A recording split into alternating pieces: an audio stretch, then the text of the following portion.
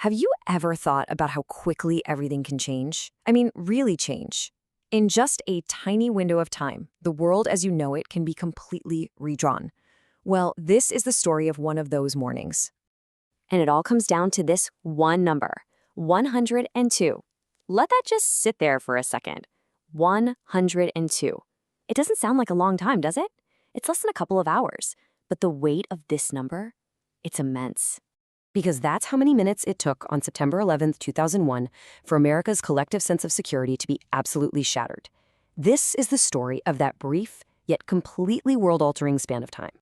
To really understand the shock, you first have to understand the calm that came right before it, because this all started as just another Tuesday.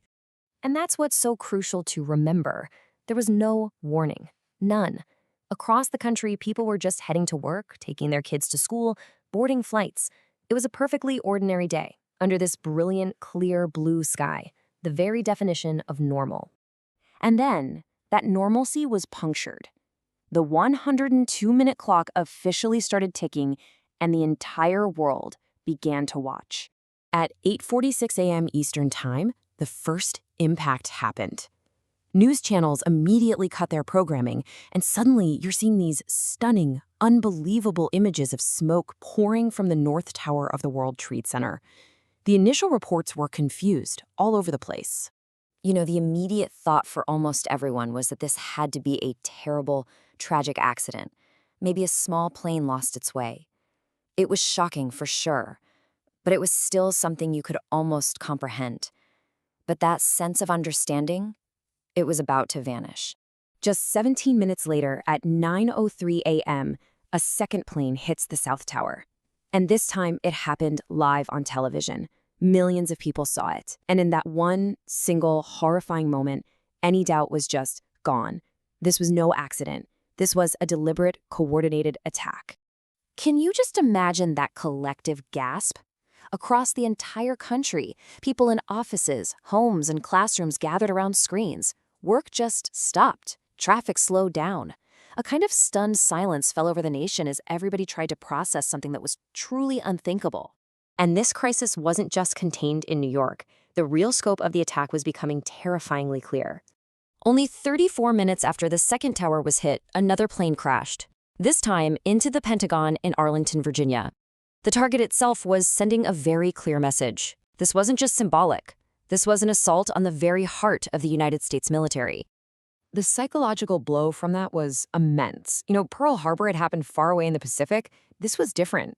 This was happening in the nation's capital. And suddenly, that feeling of being insulated from the world's conflicts was just gone.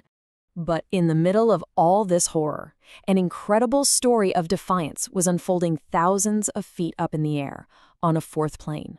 Aboard United Airlines Flight 93, passengers and crew were actually able to learn through phone calls what was happening in New York and Washington.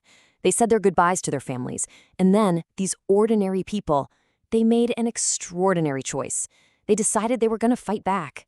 And because of their actions, that fourth plane never made it to its intended target, which was believed to be another high-profile building in Washington, D.C., possibly the Capitol or the White House. Their sacrifice, without a doubt, prevented even more devastation. While the story of Flight 93 was ending in Pennsylvania, the truly unimaginable was happening back in New York. First the South Tower, and then the North Tower. They just crumbled to the ground. In just 102 minutes, two of the world's most iconic buildings were simply gone. So the 10:02 minutes were over, but the consequences, they were just beginning. The world that emerged from all that dust and debris was a very, very different one. In the immediate aftermath, there was this profound sense of shock and grief, but also this incredible unity.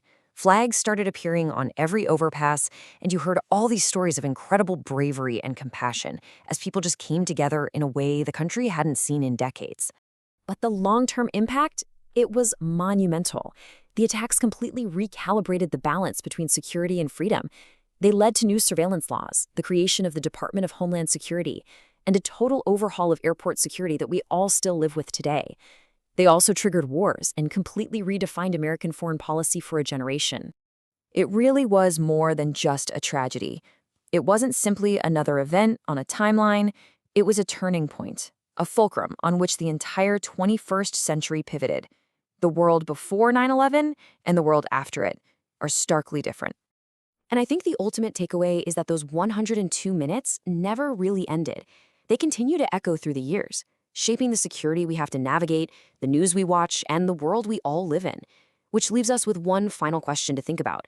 In what ways do you still see the impact of that single morning in your own life today?